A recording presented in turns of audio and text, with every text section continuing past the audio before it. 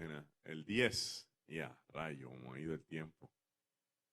Y dentro de la presentación se colaron algunas preguntas de, de la asignación, ¿verdad? Pero vamos a discutir algunas. Así que tienen algunas buenas ya de antemano. Y las otras pues las tienen que hacer. El autor. El autor del Evangelio es sin duda alguna Juan, conocido como el discípulo amado. Tiene otros títulos: hijo de Zebedeo, hermano de Jacobo, de los hijos del trueno, el que duerme en el pecho de Jesús. Ese es. Bien. Este discípulo es el discípulo de los originales, el último que murió. Murió de 100 años de edad. Eso es mucho. Cuando tenía sus 80 y tantos años, estaba viviendo en Éfeso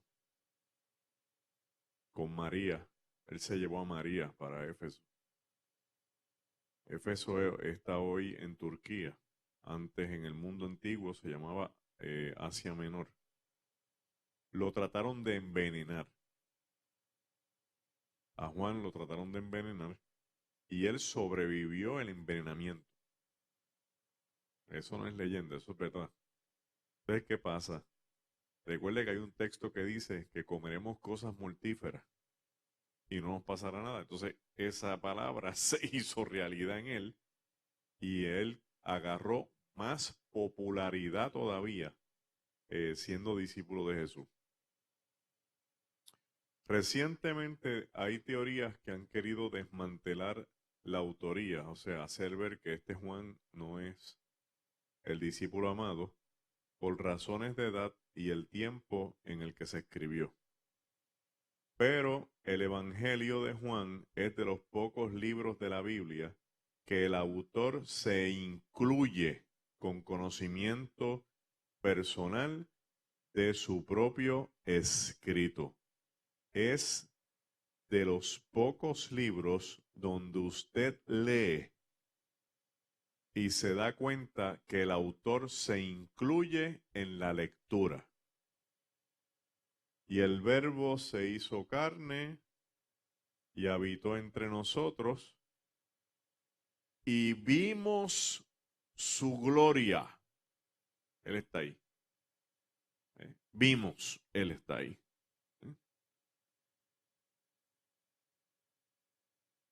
Hay otro texto, este es el verso 35 del capítulo 19, no me acuerdo bien cuál es. Sí, este del 21:34 tiene que ver entonces con ya la despedida de la comisión final, donde Pedro hace referencias de... ¿Lo tienes ahí? Ajá.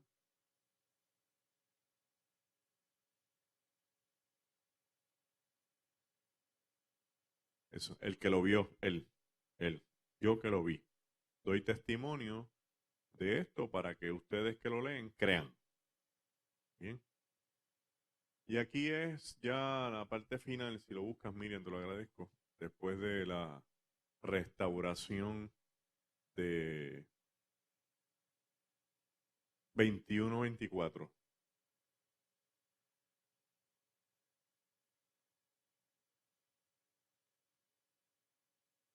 Este es el discípulo que ha visto. Ah, sí, es la firma. Se llama así mismo, la firma. Que eh, ha visto estas cosas y las ha escrito para que sea de testimonio. También hay otros dos ejemplos de evidencia cercana y es cuando él es preciso y exacto con el número de tinajas de agua en las bodas. Eso solamente le consta a alguien que esté presente. ¿Ok? Dos, el número exacto de peces de la pesca milagrosa. Hace 153 pesos. Dice, bueno, fíjate, no le busque más vuelta. Tiene que estar allí, ¿verdad? No se lo pudo haber inventado. El Evangelio se escribe cerca del año 85, está bien cerca del Apocalipsis, que también es de él. Juan debería tener cerca de unos 70 años, considerando que estaba cerca de los 25 cuando Jesús lo llamó. Juan y Jacobo estaban empezando la empresa de la pesca con su papá cuando Jesús le hizo el llamado, y esto sucede cuando los hijos son jóvenes y el padre puede trabajar todavía. Esta referencia está en el Evangelio de Marcos, capítulo 1. Entonces dice que Zebedeo se queda con las redes y los hijos se van detrás de eso. El Evangelio fue escrito para los judíos que se quedaron en Jerusalén a pesar de la diáspora. Además, existe evidencia de que este Evangelio ha sido mencionado en un papiro a finales del siglo I y otro del año 115. ¿Cómo manejamos esto? Finales del siglo I es del 90 al 100. Aquí estamos del 115. Si se mencionan aquí es porque es anterior a ello. Bien, esa es la técnica.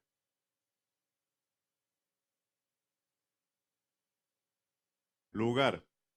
Se cree que este evangelio se escribió en Jerusalén, otros piensan que fue en Éfeso. Desde ahí es que Juan, después que Juan escribe el evangelio, es que es arrestado y enviado a la isla de Patmos. Por eso es que algunos dicen que fue escrito en Éfeso y enviado a la comunidad en Jerusalén. Por eso la mayoría de las historias de Juan en su evangelio están centradas en Jerusalén o sus alrededores como Betania.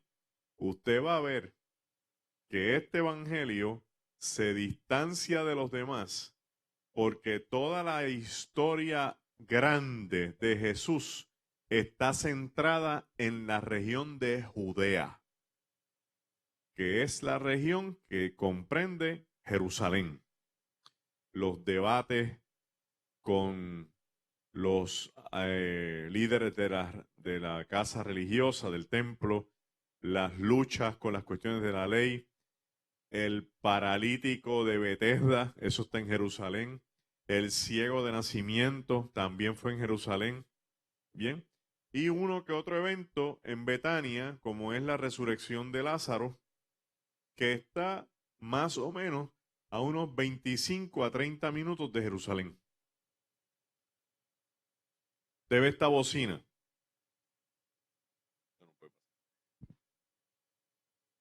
Usted ve esta bocina. Si yo me voy a parar así, yo estoy de frente a Jerusalén y de espalda a Betania. Y esta bocina sería el Monte de los Olivos.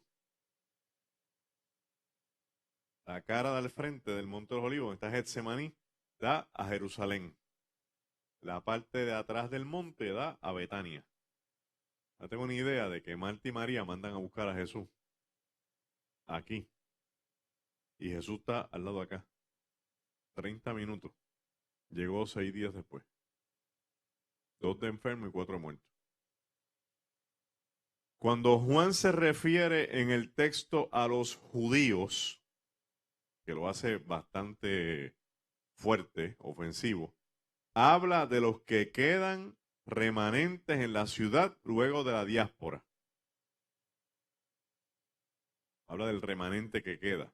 Después de la diáspora ocurre después del año 70 de la destrucción del templo.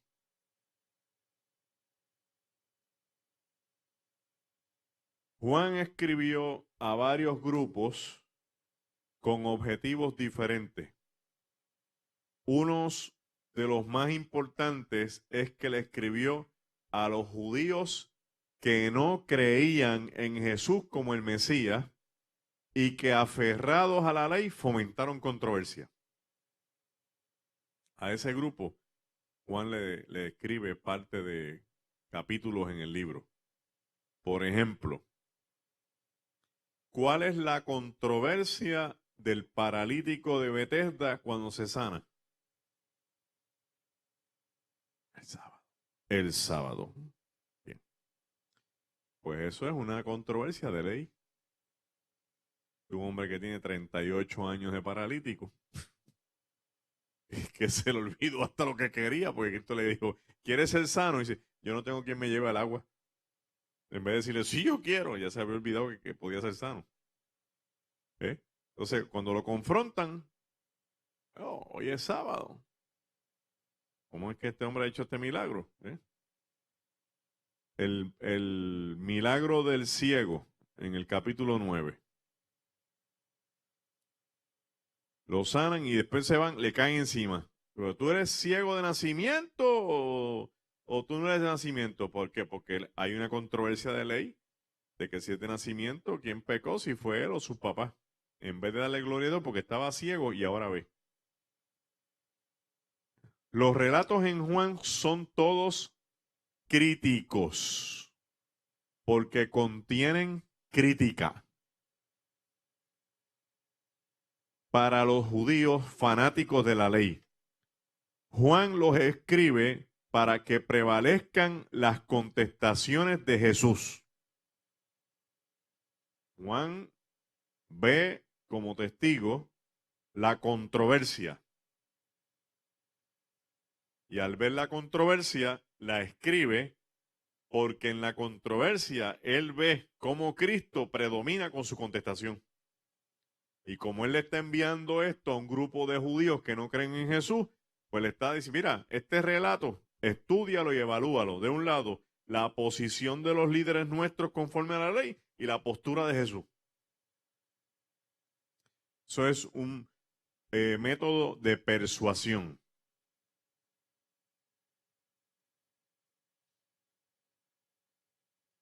En Juan se ven objetivos también que están vinculados con los destinatarios, además de los judíos.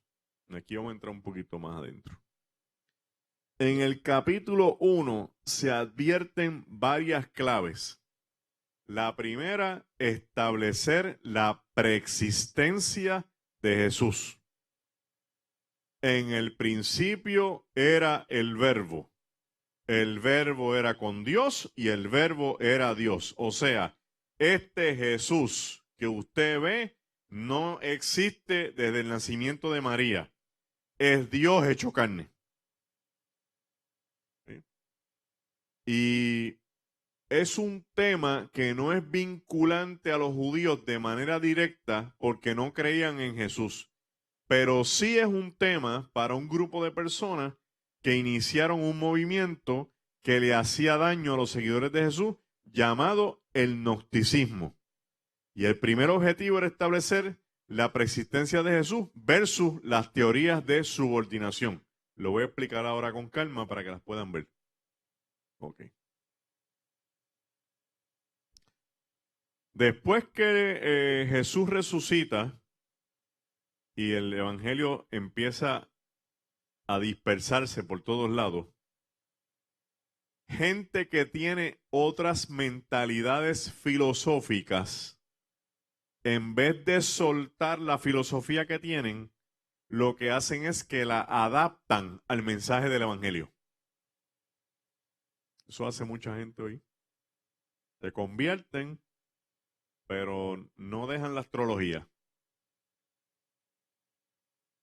Convierten, pero siguen con el New Age. ¿Sí? Entonces, ¿qué pasa? Montan un híbrido. Y como el evangelio es tan dulce, pues encuentran conceptos y paralelos para justificar las creencias que tenían. Y esta es una de las más sólidas de la época, el gnosticismo. ¿Qué es el gnosticismo? El gnosticismo es un movimiento de finales del siglo I, principios del siglo II, de gente que venían de otro movimiento llamado el neoplatonismo. No le voy a preguntar nada de eso en las preguntas, no se preocupe. No, con eso es suficiente. El neoplatonismo. Sí, sí, sí, para que tengan paz en el corazón y se coman el lechón en Navidades. Seguro, seguro. Regalo de Navidad. Amén. ¿Qué planteaba el platonismo? Para ir desde atrás. Platón, el mundo de las ideas. Hay un demiurgo, es un genio, que está en el mundo de las ideas, tiene un caldero. Y él se pasa moviendo ese caldero, según los griegos, y saca una idea, y esa idea se convierte en una idea en el mundo de las ideas, pero en la tierra tiene un reflejo. El MacDiel, que usted ve, es el reflejo de una idea perfecta de un MacDiel que hay en el mundo de las ideas. Así funciona. Entonces, ¿cuál es la idea detrás de todo esto? Que mediante el conocimiento, de ahí viene la palabra gnóstico, mediante la revelación, el reflejo logre alcanzar un nivel de superioridad casi como la idea. O sea que la gloria para el mundo griego es que la idea y el reflejo se fundan en uno. Pero esto pertenece al mundo precisamente de las ideas. El neoplatonismo planteaba que no era solo mediante conocimiento, sino que se requería una revelación divina. Y se le añade supresión del placer, supresión de las relaciones sexuales, supresión de cualquier tipo de comida nociva contra el cuerpo, porque el cuerpo es la cárcel de un espíritu que hay que liberar mediante revelación. Entonces, ¿qué dijeron ellos? Porque para todas estas cosas hay que coger un modelo. Jesús es el modelo perfecto. Ah, pero es que Jesús es Dios. No, no, no, no, dijeron ellos. No, no, no. Jesús es un mortal que encontró la revelación de Dios. Y como la revelación él la halló, le abrió los ojos y Jesús se alejó de todo lo que pudo y poco a poco fue espiritualizando su cuerpo. Al punto que Dios lo honró con poder y lo convirtió al final en divino. Esa es la teoría. Agarraron gente, imagínate, eso es una moda. Entonces, ¿qué sucede? Que todo el seguidor de Jesús, bajo esa doctrina del gnosticismo, tiene la oportunidad de, mediante la revelación, convertirse en una deidad. Porque al final del día, todos los seguidores de Jesús vamos a ser dioses.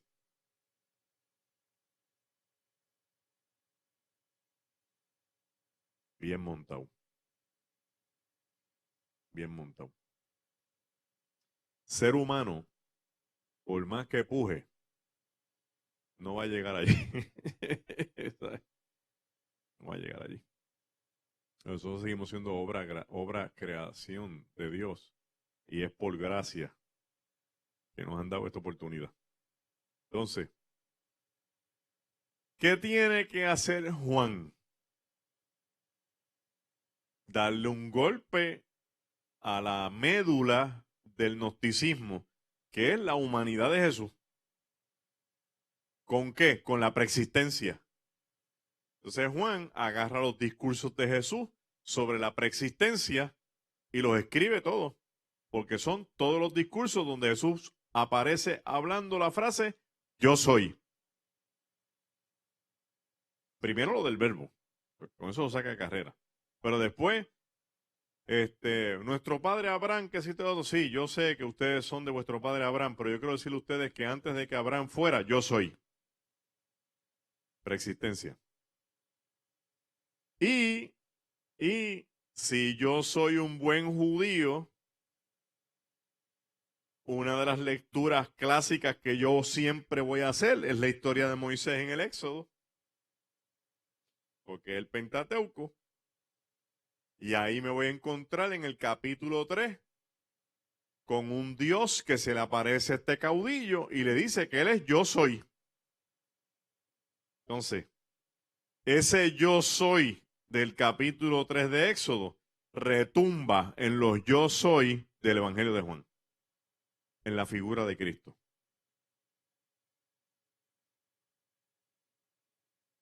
Para que la gente no viera en Cristo un mero mortal que obedeció. Eso se llama subordinación. Lo pueden buscar, se llaman teorías de subordinación o docetismo. Docetismo. Interesante. Y es bueno que lo lean porque hay algo de eso que ha vuelto hoy eh, a los movimientos cristianos, especialmente mucho movimiento mesiánico que esté cargado bastante hacia el judaísmo, va a tratar de plantear que Jesús es hijo de Dios, pero que no es Dios. Porque como tienen esa línea fuerte del judaísmo, pues aquí el grande es Yahvé y Jesús es un hijo que vino a revelarnos al Padre. Sí, hermano.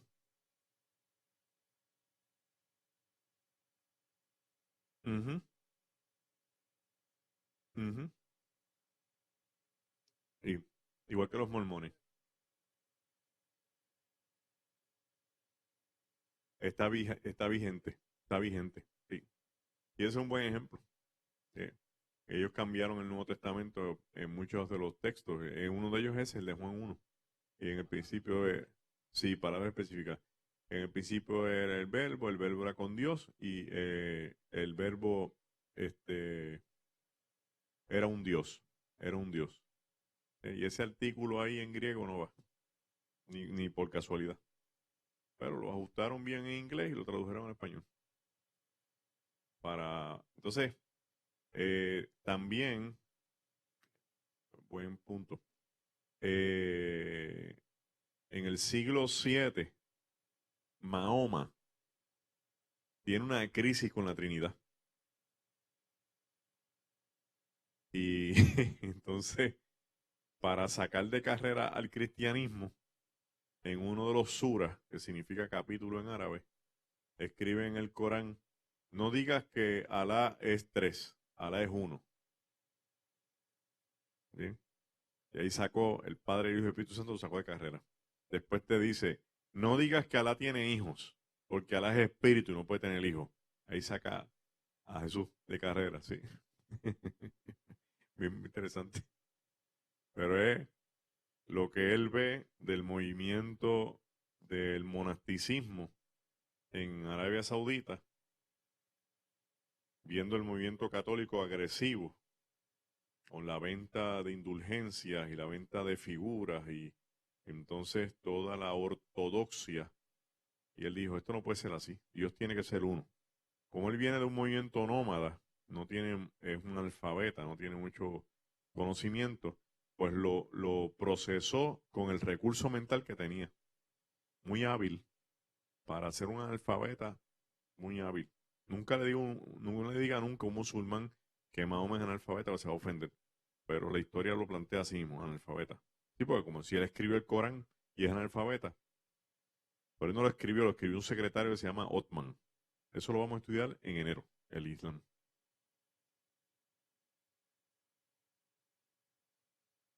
El segundo objetivo, también escrito en el primer capítulo, era para los discípulos de Juan. Hablé de esto hoy en Palabra Viva. No todos aquellos que se negaron a seguir a Jesús, no todos, aquellos que se negaron a seguir a Jesús después de la decapitación de Juan el Bautista. Ese grupo se le llamó mandianos, grupo reducido. ¿Y quiénes son los mandianos? Un grupo que tenía como filosofía establecer que Jesús le usurpó el lugar del Mesías a Juan el Bautista. O sea, es un grupo de discípulos de Juan que plantean que el Mesías era Juan el Bautista, pero que Cristo le robó el turno, se lo usurpó. Sí. Pero cuando usted lee el capítulo 1, los versos del 21 al 34, se da cuenta que Juan hábilmente escribe de la misma boca de Juan el Bautista, cuando unos individuos enviados por los fariseos lo confrontan diciéndole, si tú no eres el Mesías, ¿qué haces bautizando?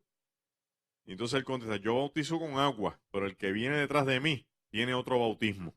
Y ahí salta y dice que ve a Jesús que viene del desierto y entonces a toda boca frente a todo el mundo dice, he aquí el Cordero de Dios que quita el pecado del mundo. ¿Ve? Haciendo la referencia de que aunque los discípulos de Juan el Bautista digan lo que digan, Juan el Bautista estaba seguro de quién era Jesús. De hecho, él se lo manda a preguntar, dice, ¿eres tú o esperamos a otro? Los temas principales en el Evangelio de Juan, pues como vimos ahora mismo, ¿verdad? Es la preexistencia, son temas principales porque están a lo largo del Evangelio. La cristología, que es el presentar a Jesús como el Cristo. ¿Cómo como el Cristo? Como el Mesías. Es la transformación del Jesús Galileo histórico al Cristo de la iglesia. El tiempo es un tema en Juan y es un tema en Apocalipsis. A Juan le gusta bregar con el tiempo. Este es el principio y el último. Aquí donde mejor lo vemos, aunque usted no lo crea, es en la muerte de Lázaro. Porque Cristo establece que no es el tiempo cuando la gente diga, es cuando Él lo cree.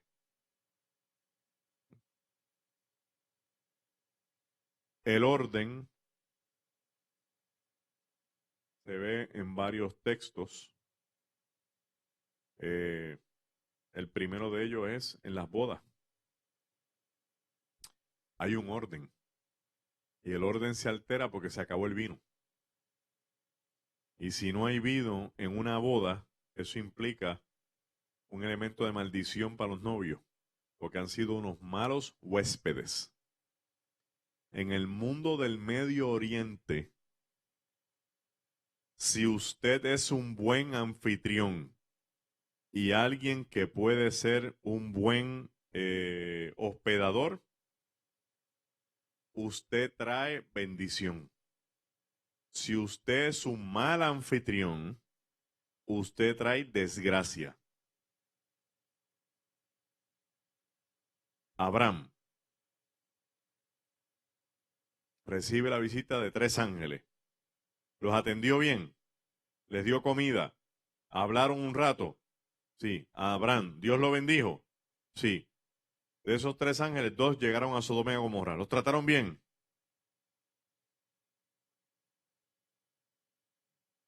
¿Y qué pasó con Sodoma? Destruyeron. Miren los modelos. ¿Qué hace la viuda de Sarepta con Elías? Le hace caso y la poca harina que tiene se la hace una torta a él con el agua. ¿Qué hizo Dios? La bendijo. O sea, es algo que está dentro de la cultura del Medio Oriente, no solo de los judíos, de los árabes, de los persas, de todo el mundo.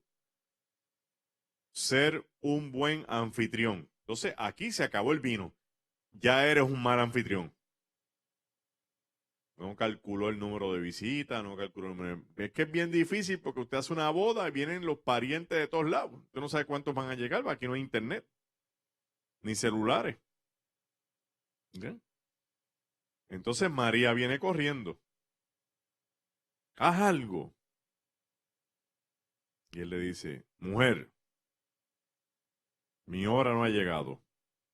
Parece que María ya sabía que Jesús hacía milagros, porque viene con la confianza de que él puede hacer algo. De ahí se agarra el mundo católico de que María es intercesora. A Jesús no tienen que darle instrucciones a nadie. Y mira lo que Jesús hace. Las 7 tinajas de purificación. Estos son 7 cántaros de piedra que se llenan de agua para cuando la gente llegue a las casas se laven las manos y los pies para que no entren a la casa con impurezas. Por eso se llama de purificación. Y eso es según la ley.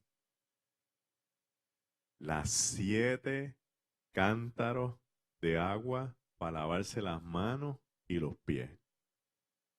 Jesús los convirtió en 7 cántaros del mejor vino.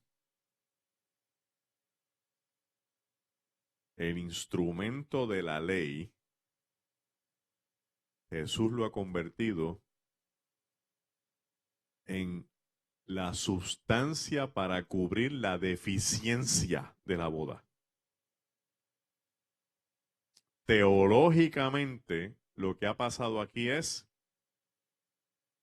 que Cristo presente no hace falta el agua de la purificación,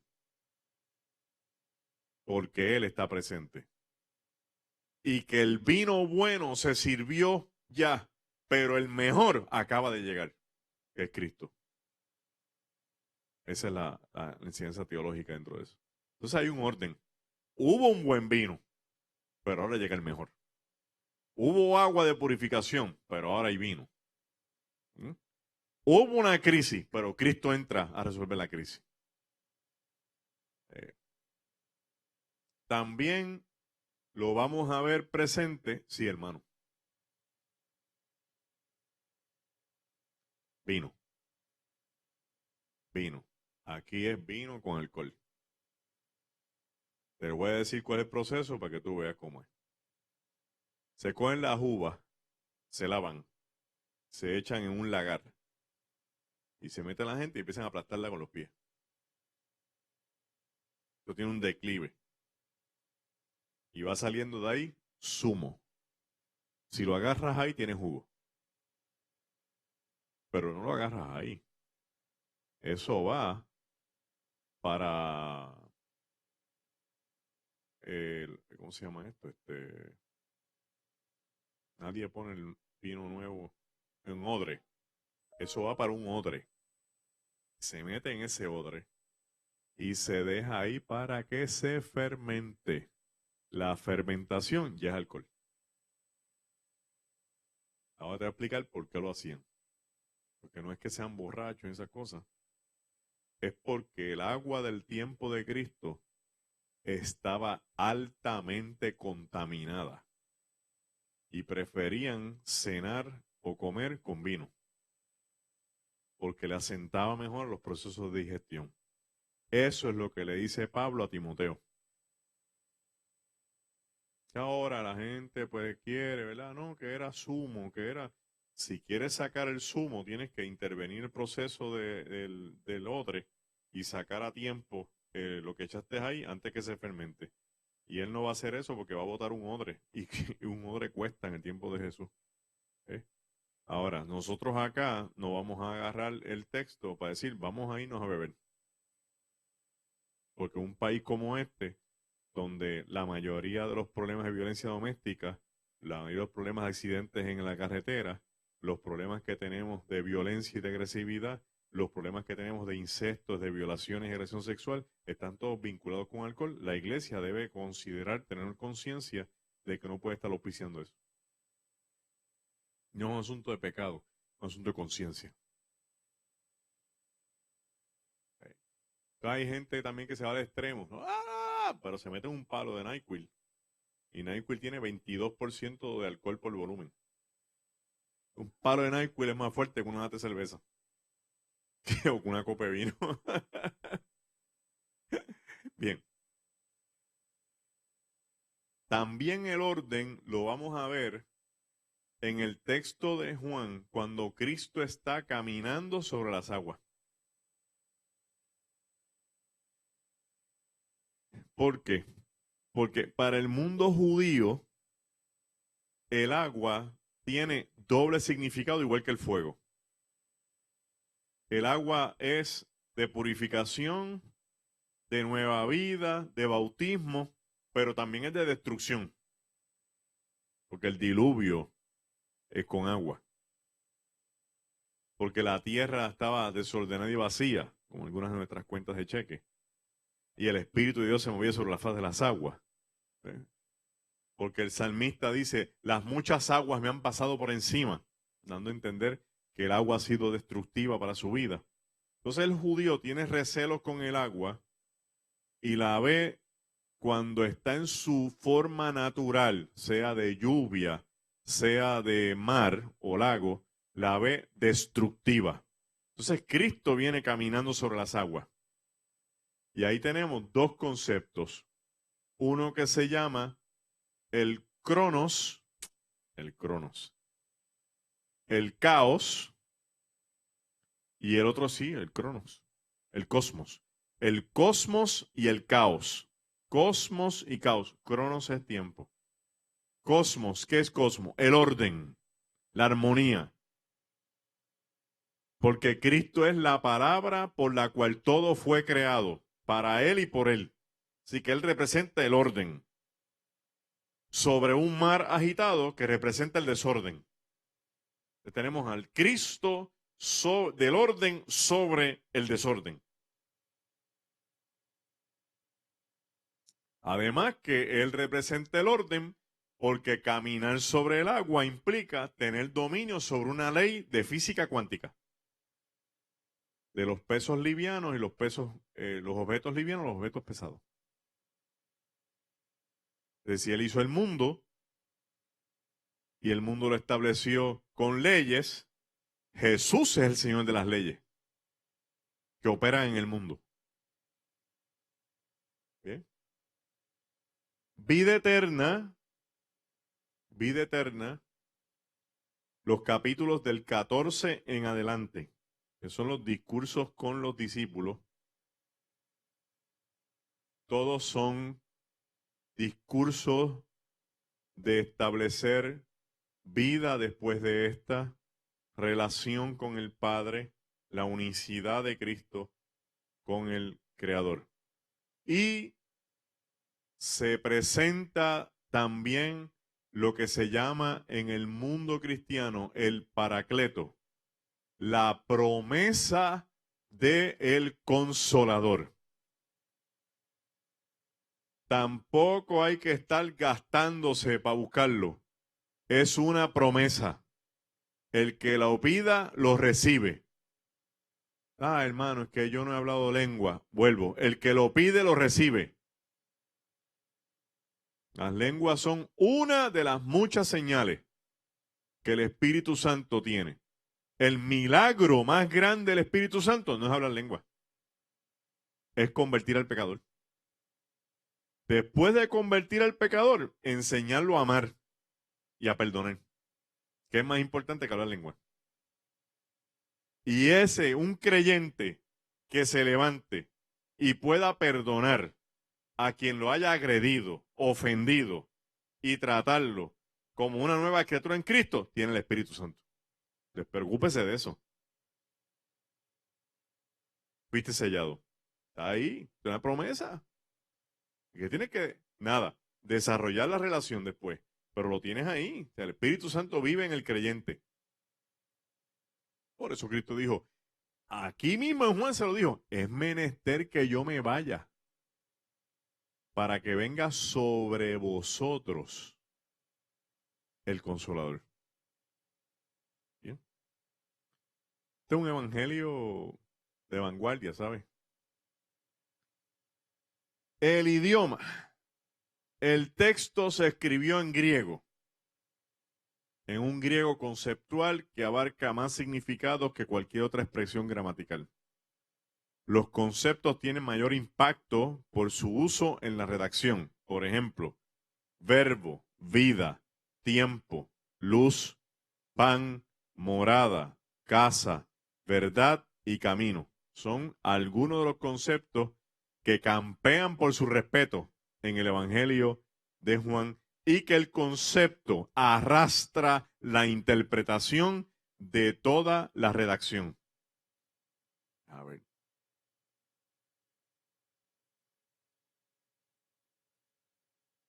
El estilo de redacción, vamos a dar un ejemplo aquí que lo hemos dado ya en la clase de redacción, crítica de redacción.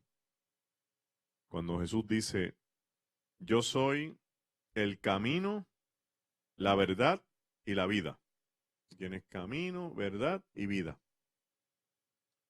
O dos, aletheia, zoe. Le dice a ellos que él es o dos, aletheia, zoe. Lo traducimos ahora al español. Yo soy por donde se debe caminar. Eso es lo que significa o dos. La verdad, la esencia de toda razón. Zoe, y la esencia de lo que existe. Díganme ustedes si no es más abarcador. Salud. Y nadie va al Padre si no es por mí. Es un impacto sobre un judío que cree que solamente se llega a Dios por la ley. Cristo le acaba de decir que no es por la ley, es por mí.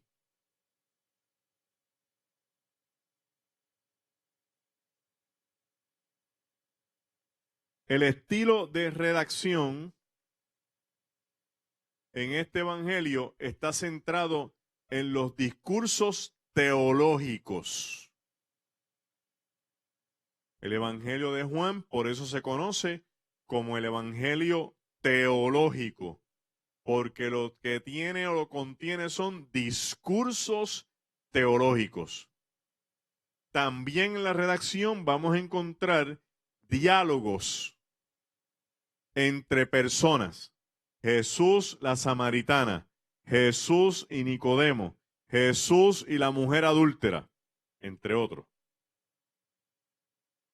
Y contiene 7 milagros de poder si se incluye el milagro de la boda, del vino. Fíjate bien, solamente 7 milagros.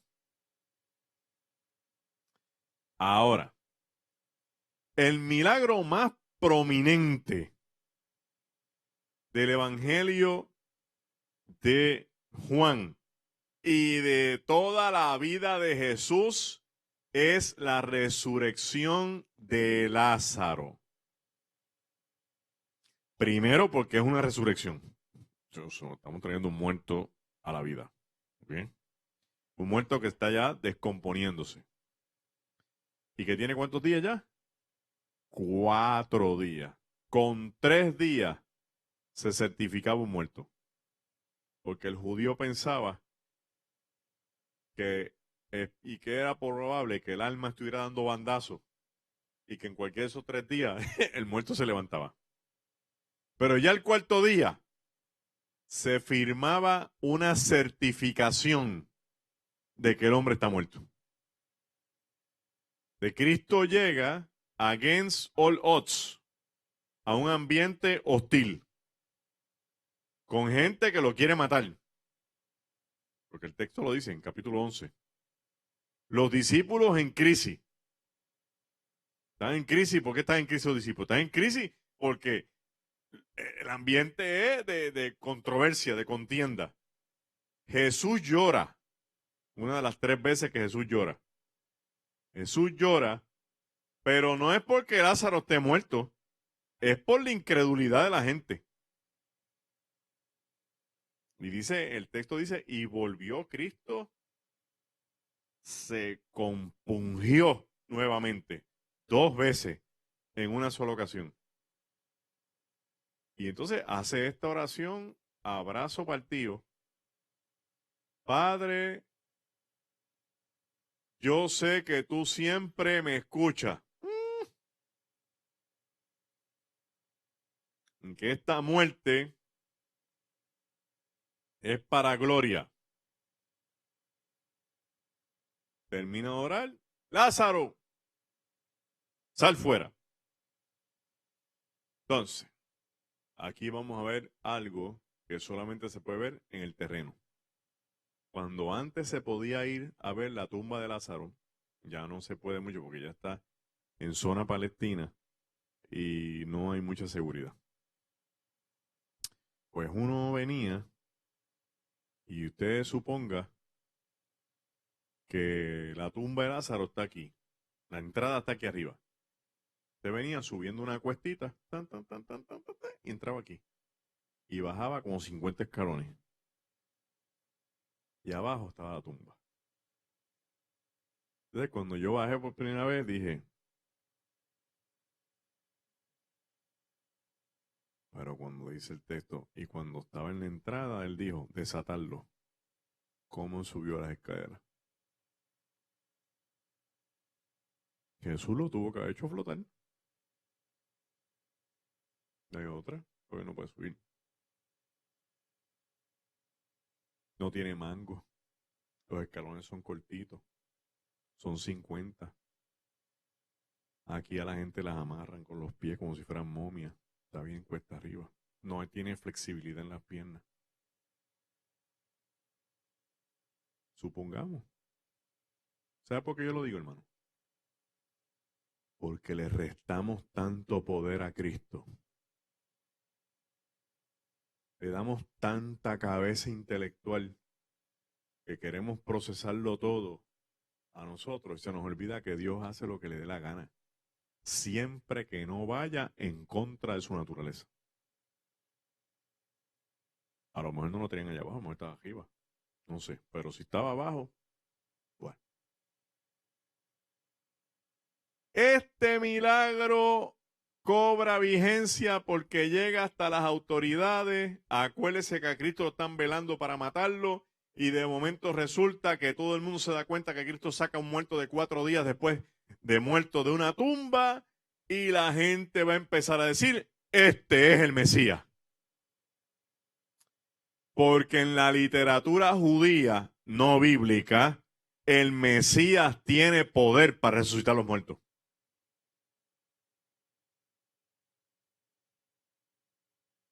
De hecho, dice que si llegaban a matar al Mesías con su resurrección, todos los muertos iban a resucitar. Búsquelo en Mateo. Dice que Cristo se levantó a los muertos y todos los muertos resucitaron a la vez. Señales de que era el Mesías. Entre los discursos teológicos de mayor impacto están la relación con sus discípulos. En el Evangelio de Juan, la relación con los discípulos es light. No es como en Marcos, que es aburrunazo limpio. Aquí es bien livianita. Ya Juan está doblando la curva, ya están, ya la mayoría está muerto, han aprendido mucho.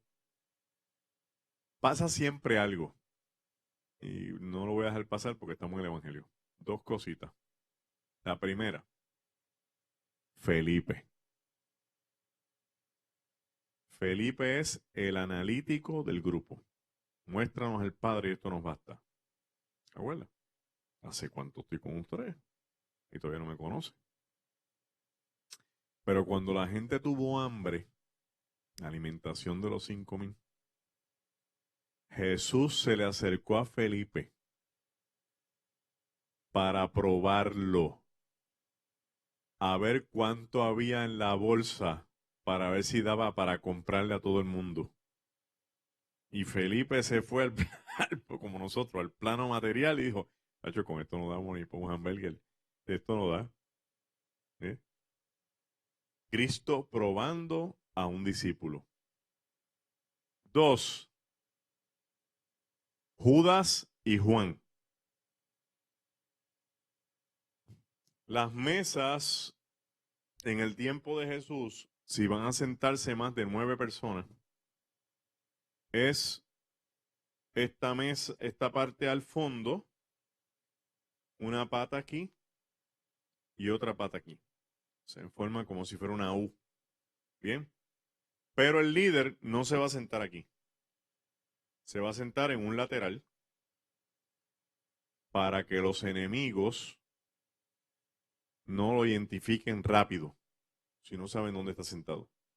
Y acuérdense que Cristo hubo que identificarlo con un beso para que lo arrestaran. ¿De acuerdo? Así que Cristo está sentado aquí o allá, cualquiera de los dos lados, aquí. Ahora bien, cada 3 personas se sirve un platito de berenjena, aceituna, pampita, hummus, legumbres. Y después viene una costillita de cerdo, si hay, o un pescadito. ¿Eh? Hay hambre, ¿verdad? Los platitos se sirven para que 3 personas coman. O sea que hay una serie de platitos aquí, otros acá y otros allá. Bien. Jesús dice que el que lo va a entregar va a mojar su pan en su plato. Tiene que estar o a la derecha o a la izquierda. De Judas no está en esa mesa de renacimiento, sentado en una esquina, botado así, con una bolsita en la mano así. No, no, esa mesa no es del tiempo de Jesús. Así que Judas está al lado de Jesús. Segundo, Jesús se vira hacia él y le dice, lo que vas a hacer, hazlo pronto. Está al lado. Al otro lado tenemos a Juan, porque Pedro está al lado de Juan. Y Pedro le dice a Juan, pregúntale quién es, que tú estás al lado de él. Mire eso, ¿verdad? Quiere decir que el círculo administrativo del movimiento de Jesús tiene un tesorero con un discípulo amado que lo vigila. Porque el que le echa el ojo a Judas es Juan. Y está en el capítulo, está en el libro de Juan. Ese es el círculo administrativo. El círculo íntimo ministerial es Juan, Jacobo y Pedro. Así que Juan está en los 2 círculos, en el administrativo y en el ministerial íntimo. Todo franco, ¿verdad? 3. Jesús tiene 2 hermanos. Uno se llama Judas, que no es discípulo, y otro se llama Jacobo o Santiago, que tampoco es discípulo. Santiago es el más que se conoce porque se quedó con la iglesia a cargo en la muerte de Jesús, la iglesia de Jerusalén. Y Judas se menciona después cuando Adriano, en el año 132, en la Segunda Guerra Judeo-Romana, pregunta por los nietos de Judas, el hermano de Jesús, por si todavía tienen el movimiento. Así que hay conocimiento de eso. ¿Cuál de esos 2 hermanos se queda con María? Ninguno, porque no quieren saber de Cristo. Cristo es un revolucionario, lo acaban de crucificar, vamos a clavar la uña y nos vamos porque nos van a agarrar a nosotros después. ¿Qué hace Jesús desde la cruz? Se le encarga a Juan, porque María ya es viuda. Cuando José se casa con María, ya José lleva un poquito de millaje y se cree que era un viudo de la ciudad que estaba pendiente de las doncellas y le echaban suerte para casarse con las doncellas. La suerte cayó sobre él, por eso es que él baila de esposa. Eso es típico en el tiempo de Jesús. Una persona de 50 años promedio, que en nuestra sociedad va una persona joven, pero en el tiempo de Jesús ya una persona que tiene una vida gastada por la intensidad de trabajo y las caminatas, casarse con una muchachita de 15 o 16 años. Entonces las velan porque, y era fácil identificarlas, porque las niñas tienen los pelos sueltos hasta que le llega la primera menstruación.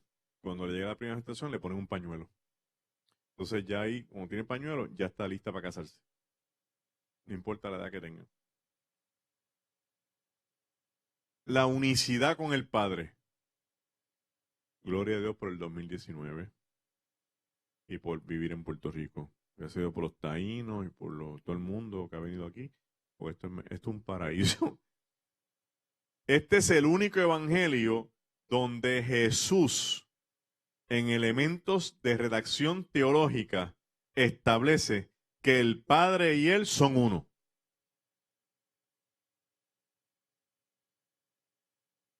Lo explicamos de qué manera, en un nivel más sencillo. Nadie ha visto a Dios. Eh, si alguien entendió esto, y yo tengo la sospecha de que Juan y Pablo hablaron en algún momento del camino. De hecho, estuvieron en Éfeso al mismo tiempo. Pablo lo escribe diciendo, Jesús es la imagen visible del Dios invisible. Por lo tanto, si yo quiero saber de Dios, con quien me tengo que meter es con Jesús. Si yo quiero saber lo que Dios sería capaz de hacer en mi vida, lo que tengo que mirar son los atributos de Cristo, porque en los atributos de Cristo están reflejados los atributos del Padre.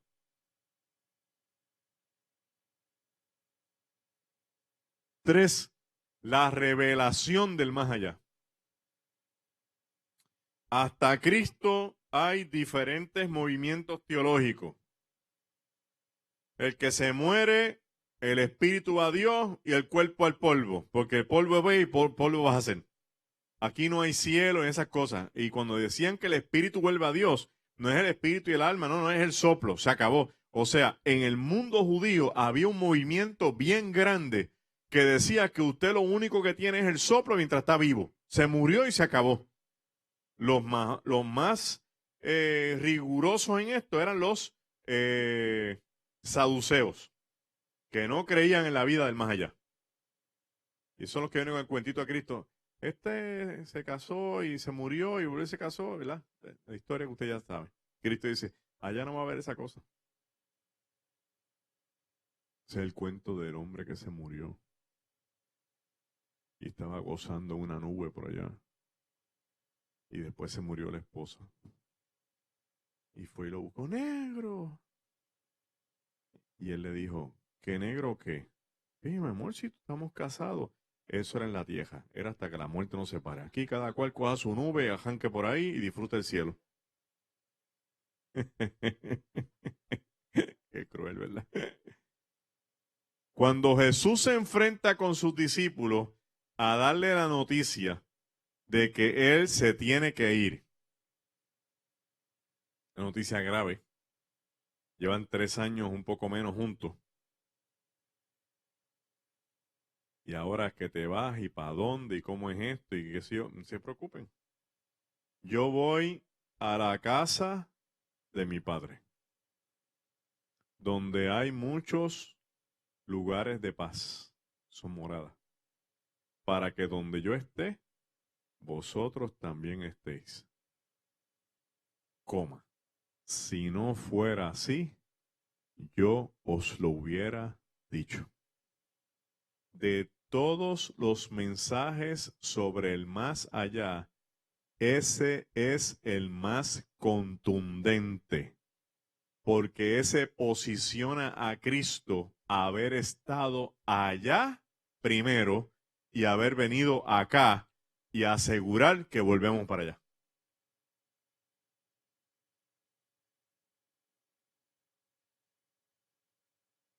Próximo, la revelación del Espíritu Santo en sus diversas manifestaciones.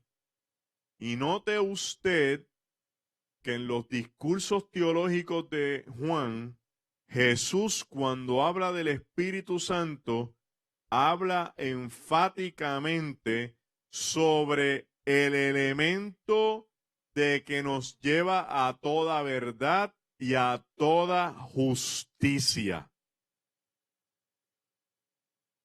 Creo que van a escuchar algo por primera vez que no se ha planteado en ninguno de los cursos nuestros. ¿Por qué es tan enfático en cuanto a la verdad y a la justicia? Vamos a mirarlo desde la perspectiva de un judío. ¿Cómo un judío llega a la verdad y a la justicia? Por medio de la ley. Y Jesús le está diciendo, no, ya no. El que tenga el Espíritu Santo, el Espíritu Santo es el que lo va a llevar a la verdad y a la justicia, no la ley. O sea, la conciencia de Dios sobre la conciencia humana.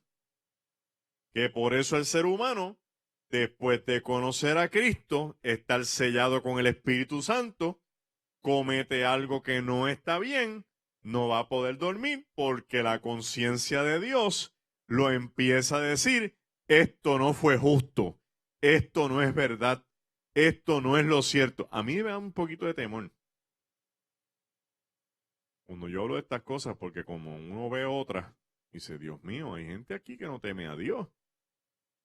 Desde los púlpitos y, ¿sabes? De ciertos ministerios, y tú dices, "Hey, yo no sé a dónde está el Espíritu Santo. Este lo apagó completo, tumbó los switches enteros. Porque no tiene ni un remordimiento, ni una llamadita para pedir perdón, ni nada. Y eso es bien, bien peligroso. Y la otra manifestación, el mundo sabrá que vosotros sois mis discípulos si os amáis los unos a los otros. La esencia de la revelación del Espíritu es la capacidad de amar al que es distinto a nosotros, no a los que son iguales. Hay un fly pitcher, ven hermano.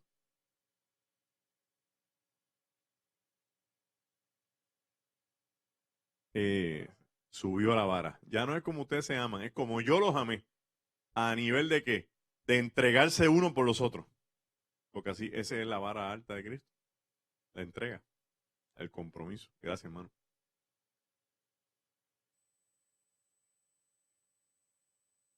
Violencia.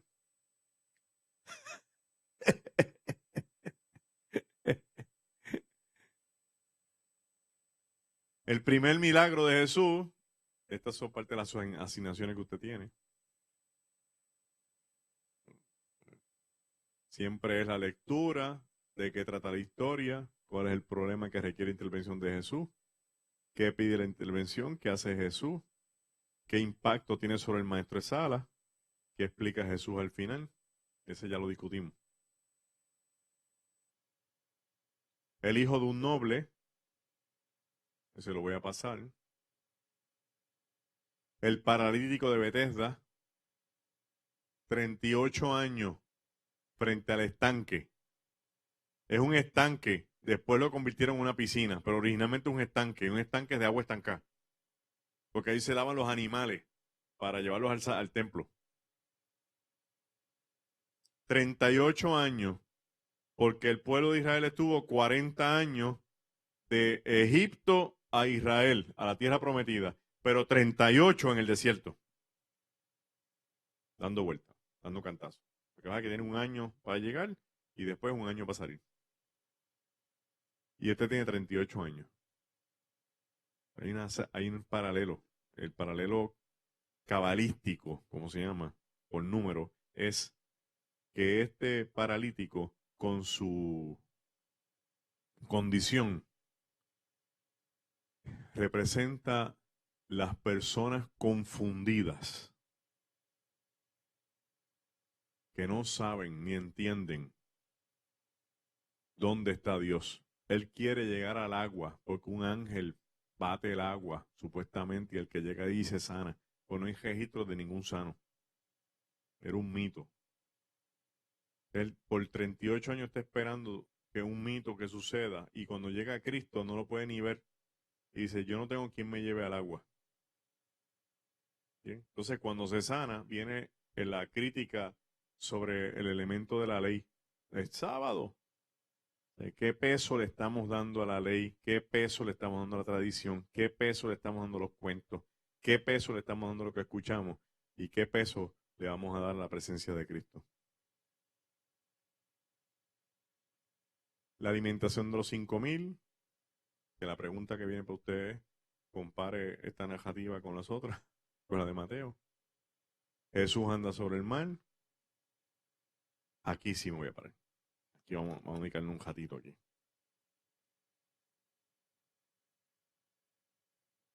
Es larga. Tiene 42 versos. Lo vamos a resumir aquí un momentito. La historia trata de un ciego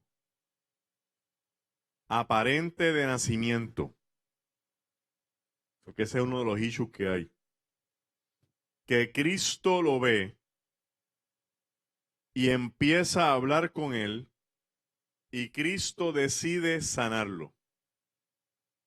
Pero este ciego, a diferencia de otros, como Bartimeo, que Cristo le dice, tu fe te vete, tu fe te ha salvado, aquí Jesús escupe en el suelo y hace fango, barro, y se lo unta en los ojos, y el hombre ve. Hay gente que alega, tengo que buscar las raíces de los textos en el griego, a ver si puedo el gancho, pero sería fascinante lo que le voy a decir. Que el hombre nació sin ojos y que Cristo mezcla el barro de donde salió el ser humano y le puso ojos. Sería fascinante que eso fuera así. Pero es una teoría. No tengo la certeza, es una teoría buenísima. El ciego ve y rápido le caen encima los líderes del templo a preguntarle no si ve o no ve, si él era ciego de nacimiento o no. Porque si es ciego de nacimiento, hay un elemento mayor de pecaminosidad.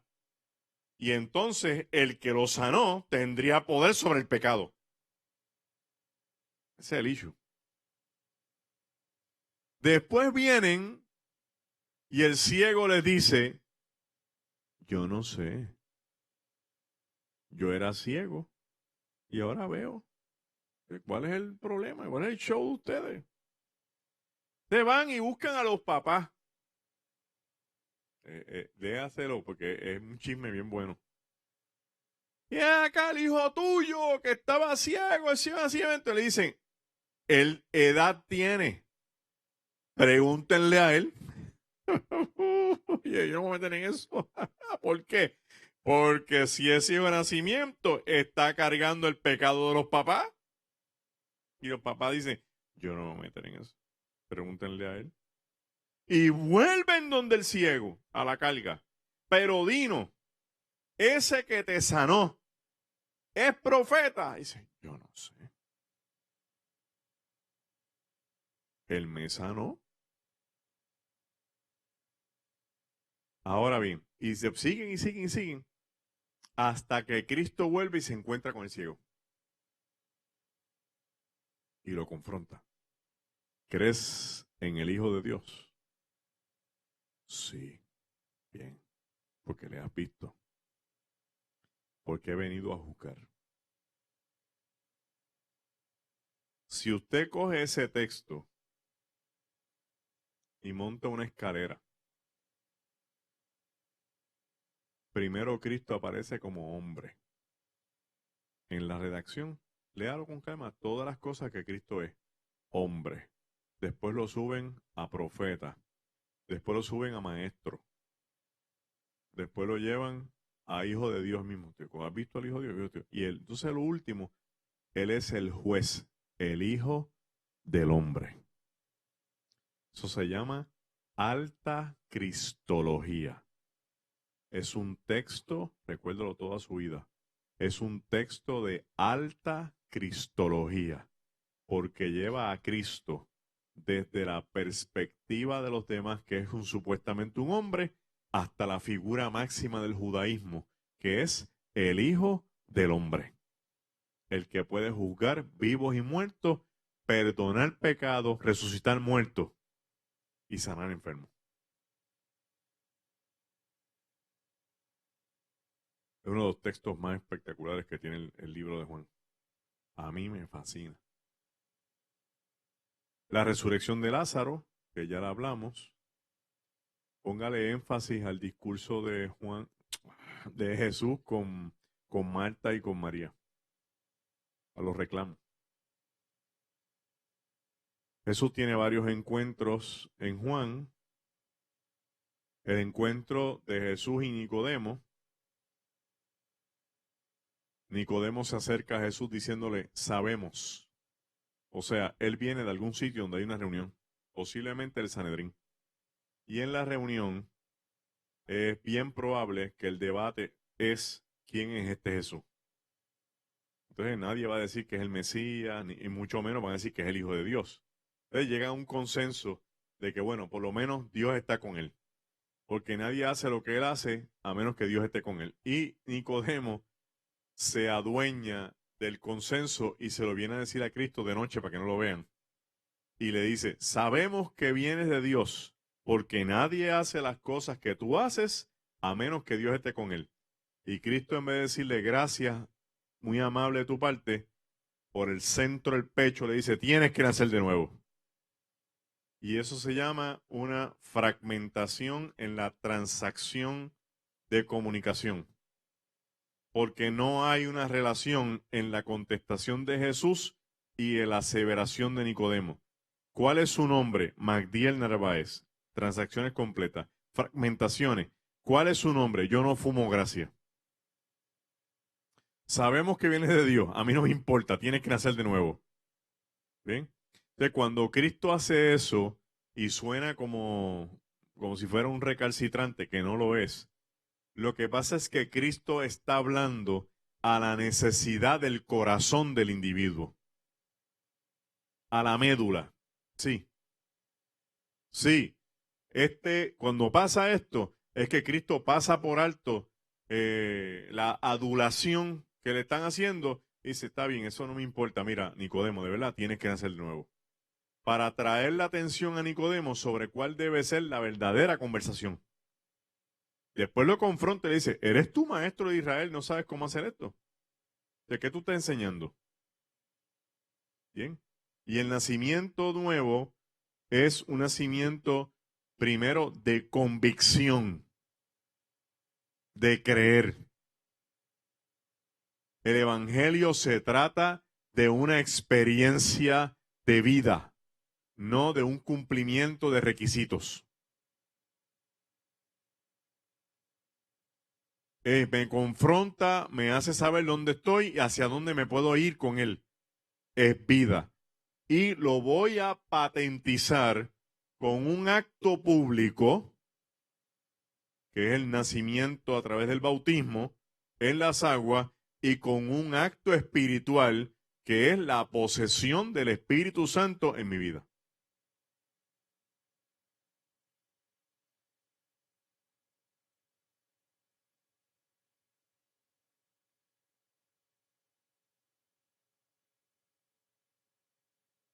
Bien, excelente, muy bien, muy bien. No lo había visto de esa forma. Me gusta eso. Sí. Sabemos, pues ya lo sabes, pues nace de nuevo entonces. Muy bien, excelente. Está perfecto eso. El encuentro con la samaritana, en nada más y nada menos que en Juan, que está escrito para los judíos que no han creído en Jesús y ahora le pone aquí un issue sustancial. Porque aquí en el texto, en la redacción, todavía se puede ver el rivalismo entre el judío y el samaritano en boca de la mujer samaritana. Y dice, ¿cómo tú me pides agua de beber a mí si tú sabes que los judíos y los samaritanos no se llevan? Todavía el revanchismo, el rivalismo. Y después la misma boca de ella sobre los montes, sobre dónde adorar. Bien, el monte que los samaritanos por mucho tiempo protegieron, como no podían bajar al Moria, a Jerusalén, y el monte de los judíos. Ella dice, ¿y dónde yo adoro? Note usted y no pase por alto esto. La verdadera crisis de la samaritana no es cuántas veces se ha casado, es dónde adora. ¿Dónde voy a adorar? Tú, una mujer que es una adoradora, que no está segura qué hacer Porque si va al de los samaritanos, la van a sacar de allí por el historial que tiene. Y si va al de los judíos, la van a sacar de allí porque es samaritana. Y esta es la primera vez que Cristo abre una nueva forma para entender la adoración. Los verdaderos adoradores adoran en espíritu y en verdad. El sitio es opcional. O sea, que si estoy en mi carro y quiero adorar, adoro. Si estoy en el baño, adoro. Si estoy en el cuarto, adoro. Yo adoro al Señor. Y Cristo lo que está planteando es la adoración, no es otra cosa que una comunión constante con el Dios de las alturas, donde yo reconozco quién es Dios y quién soy yo en relación con Él. La mujer recibe la revelación de Jesús, lo ve como un profeta, pero Jesús la convierte en evangelista, porque es ella la que va a buscar los hombres. La que no tiene reputación va a buscar los hombres.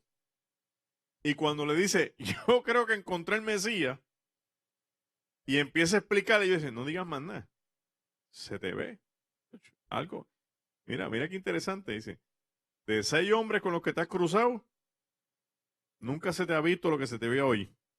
Se te contrasta con el 7.º hombre, con el que es. Así que vamos allá. Y conocen a Jesús. Y Jesús se queda con ellos un fin de semana. Bueno, se queda un fin de semana, se queda unos cuantos días. Y le dicen que no se vaya, que se quede con ellos. Así que el impacto de Cristo llega por la persona que nadie quería hablar con ella, pero que tenía mucho que dar. De Cristo pasa por los pozos de las amarguras y de las crisis a recoger la gente que está desolada. Juan 8 es el último que vamos a mirar, porque hay más cosas, ¿verdad? Pero es un grado introductorio con algunas cositas adicionales. La mujer adúltera, el problema entre la ley y la aplicación de esta, porque han traído a la mujer que ha sido hallada en el acto de adulterio, pero el hombre no está. Se la tiran frente a Jesús y la realidad es que ellos no la van a apedrear. Porque si ellos hubieran querido apedrearla, la hubieran hecho hace rato. Ellos quieren desafiar a Cristo y después apedrearla. La ley de Moisés dice, Paquiti, y a las tales hay que apedrearla. Segunda parte, ¿tú qué dices? ¿Bien? La actitud de los escribas y los fariseos, la actitud de Jesús. Aquí 3 puntitos. 1. Note usted que Jesús no se fue al toma y dame con el asunto de la ley.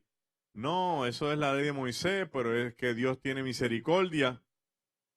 No entró en ese debate sobre interpretación de ley. 2. Tampoco Jesús asumió la posición de justicia. No, hasta que no traigan al hombre, no la vamos a apedrear a ella, porque esto es injusto. Son argumentos buenos. 3. Tampoco asumió el argumento único. ¿Cuál argumento único? Bueno, ustedes no pueden tirar piedra, pero yo sí. Porque aquí están todos manchados. Sin embargo, Jesús se va por la línea de aceptar el planteamiento de ellos. Sí, es verdad. Hay que apedrearla. Olvídate de dónde esté el hombre y olvídate de si Moisés está bien o mal. Eso dijo Moisés, hay que apedrearla. Ahora bien, el de ustedes que esté libre de pecado, que tire la primera piedra.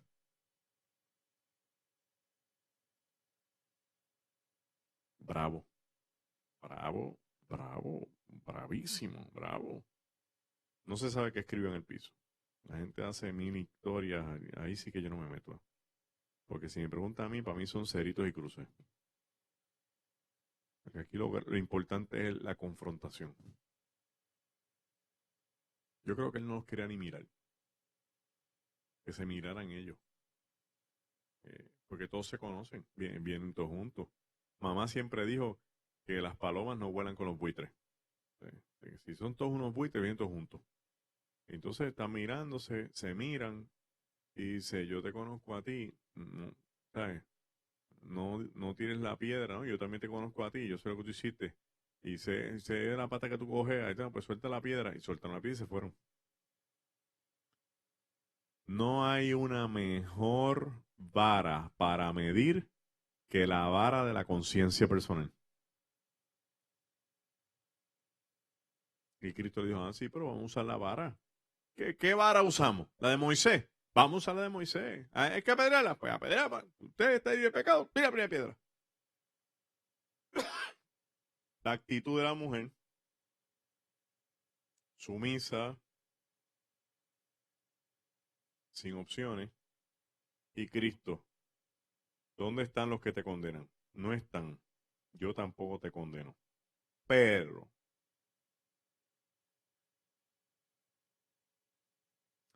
la gracia no es un cheque en blanco para seguir pecando. Esto encierra aprendizaje. Te merecías las pedradas, te hemos perdonado, vete, crécete de esta experiencia y no lo hagas más. En vez de un sermón de juicio, yo te perdoné, pero yo quiero que tú sepas que tú estás mal, que tú lo otro. No, está bien. Vale. No lo hiciste bien. Te perdonamos. Te puedes ir. Pero haznos un favor. Demuestra que el perdón que te hemos dado te ha hecho crecer y vale la pena. Amén. Pues ahí estamos. Se acabó el Evangelio de Juan. Tienen que leerlo. De asignación. En Navidades. Juan no tiene una historia de nacimiento porque es un evangelio teológico. No es un evangelio sinóptico. Es lo último que me queda por decir. Preguntas, respuestas, comentarios, dudas. Felicidades. Bueno, pues, ¿no? Oramos. Tengo copias de mi último libro. Está ahí. Se llama Un mendrugo de pan para el alma. Son ensayos sobre la vida. Cosas que nos preguntamos muchas veces cuando nos pasan y dónde está Dios en medio de ellas. Es una terapia. Así que se lo puede llevar de regalo. Oramos al Señor para ser despedido. La firma es gratis y el retrato también. No me voy. Señor, te damos gracias por la oportunidad que nos das de servirte, de venir a tu casa a aprender de tu palabra, de ser ministrados, de entender mejor algunas cosas que no entendíamos, pero que sobre todas las cosas que nos ministre, que quedemos libres en ti y llenos de tu presencia constantemente. Bendícenos y lleva a nuestros hogares con tu bendición y sobre todo, Señor, que en el camino tus ángeles nos protejan. Que al llegar a nuestras casas todo esté igual o mejor de como lo hemos dejado para venir a escuchar tu voz. En el nombre poderoso de Jesús. Amén. Amén y amén. Dios me los bendiga.